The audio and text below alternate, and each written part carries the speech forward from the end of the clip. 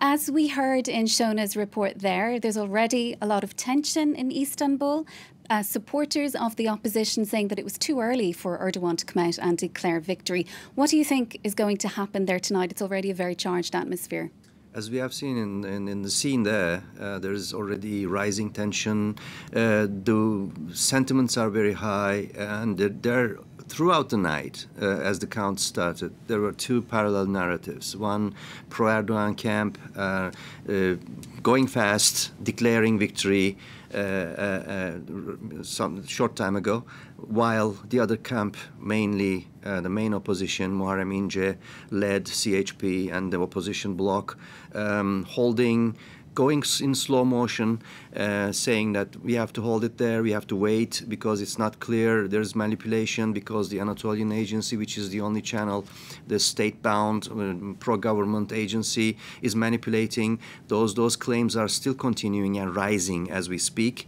And still the opposition bloc is telling the crowds, their voters, to wait until the High Electoral Board count ends, and it is taking time, and this is the source of contestation of the result coming from the leaders of the opposition bloc. So this means that the result of these elections, which are crucial, which is sort of pivotal election for Turkey, for a regime change, will be contested to beyond its limits by the opposition. And this is bound for violence. This is bound for the scenes that may cause disturbances under the state of emergency, as we should all remember Turkey is for nearly 2 years. And of course, this shows also how polarized this country remains to be after so many months, beginning maybe 5 years ago with Gezi Park protests, was résistance culturelle, if you will, then continued with this. People are basically entrenched in their positions.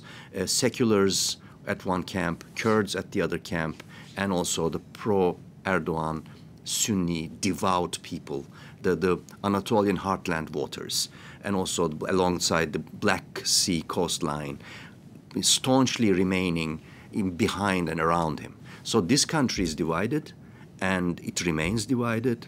And the election result has not brought any sort of relief out of the pressure cooker that Turkey has been. And this situation will continue as many of us fear, as observers of Turkey, the deepening systemic crisis.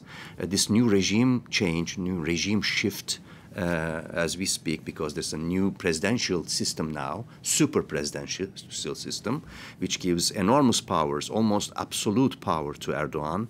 How it will be interpreted, how this result, victory, will be interpreted by Erdogan like a carte blanche for all the oppressive policies opposition feels will continue or not.